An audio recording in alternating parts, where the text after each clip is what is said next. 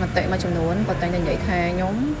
ជាមនុស្សស្រីដែលហ៊ានចប់រហូតដល់បញ្ញាអីបានធ្វើមកលក់កាហ្វេលក់អីចឹងណាតែគាត់បានយល់ពីទីក្នុងរបស់ខ្ញុំហើយគាត់បានយល់ពីរឿងរបស់ខ្ញុំថាអីបានខ្ញុំសម្រេចចិត្តថាខ្ញុំជប់ធ្វើការបោះបង់ប្រាក់ខែចោលតែការងារស្រួលហើយនៅ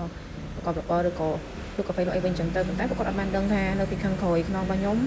វាមានរឿងអីខ្លះបានរហូតទៅតែខ្ញុំសម្រេចចិត្តថាខ្ញុំជប់ធ្វើការមករស់ស៊ីអញ្ចឹងវានេះវាជាជំរឿរបស់ខ្ញុំបងប្អូនតែមិនគាត់ថាខ្ញុំស្ដាយក្រៅទេគាត់តែគាត់ថាវាមិនផេះទេដែលខ្ញុំមកបើករស់ស៊ីអញ្ចឹងវាមិនបានប្រហែលទេតែឥឡូវវាបានប្រហែលទេបងប្អូន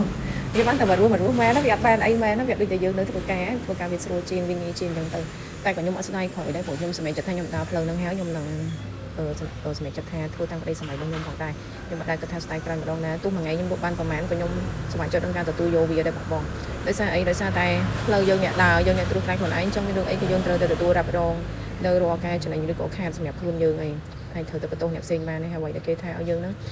ពេលខ្លះគាត់ចង់ឲ្យយើងល្អពេលខ្លះក៏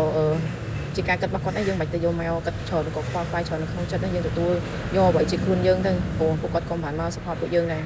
អញ្ចឹងខ្ញុំមិនដែលខ្វល់ទេចង់អីនិយាយថាមិនក៏និយាយទៅព្រោះពីដូចតែគាត់និយាយមែនដោយសារតែខ្ញុំបោះបង់ការងារខ្ញុំបោះបង់ចំណេះចំណេញដែលខ្ញុំមានខ្ញុំមកចាប់យករបបមួយដែលវាអត់តាក់ទងមួយចំណេញរបស់ខ្ញុំអូខេទទួលស្គាល់ថាវាអត់តាក់ទងមែនប៉ុន្តែ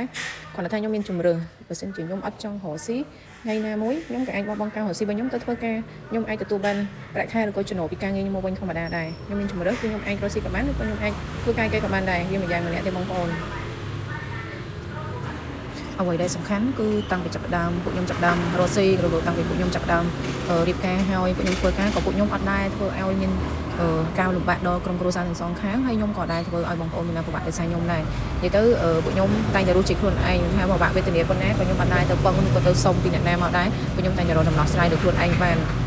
អានឹងជាអ្វីដែលពួកខ្ញុំតែងតែមានមោទនភាពលើខ្លួនឯងហើយក៏អរគុណដល់គ្រួសារខ្ញុំធំតែគាត់តែងតែជាអ្នក sponsor ដ៏ធំមួយសម្រាប់ការបើករកស៊ីរបស់ខ្ញុំទុយតាច់ហ្នឹងហើយនឹងក៏គ្រប់គ្រងគ្រួសារហ្នឹងដែរបើសិនជាអត់មានគាត់ទេខ្ញុំក៏អត់អាចតាមមកដល់ផ្លូវហ្នឹងបាន3-4ឆ្នាំក្នុងការប្រកបរបរមួយហ្នឹងមកដែរហ្នឹងក៏តែមានគាត់ដែរអញ្ចឹងណាមិនអញ្ចឹងមិននិយាយថាអ្នកផ្សេងតែគាត់មកលើកទឹកចិត្តយើងអ្វីដែលសំខាន់គឺយើងមានគ្រួសារយើងជាអ្នកជ្រុំជ្រែងជាអ្នកលើកទឹកចិត្តក្នុងគ្រួសារមួយហ្នឹងដែរគាត់ជាអ្នក sponsor យើងគ្រប់រឿងផងដែរបើសិនជាអត់មានគាត់ទេយើងក៏អាចដើរបន្តផ្លូវហ្នឹងបានដែរអញ្ចឹងគួរតែអរគុណគាត់ជាធំបើទោះបីជាគាត់ជាមនុស្សដែលសោះក្រក់អត់សូវមានភាពផ្អែមល្ហែមបន្តិចបន្តួចមែនប៉ុន្តែវាមិនជាថ្មីទៅខ្ញុំគិតថាជីវិតគ្រួសារវាមិនអង្គុយចាំតែផ្អែមល្ហែមរហូតដែរសំខាន់គឺយើងទទួលយកគ្នាតាំងពីដើមដំបូងមកហើយអញ្ចឹងក៏មានតែបន្តចាប់ដៃគ្នាតទៅមុខរហូតទៀតដែរអានឹងជីវិតរបស់យើងអ្នករើសគឺយើងអ្នកទទួលដែរគាត់មិនផ្អែមល្ហែមតែគាត់មានទំនួលខុសត្រូវខ្ពស់ចំពោះក្រុមគ្រួសារដែរឲ្យពួកខ្ញុំខ្វះខាតអញ្ចឹងណា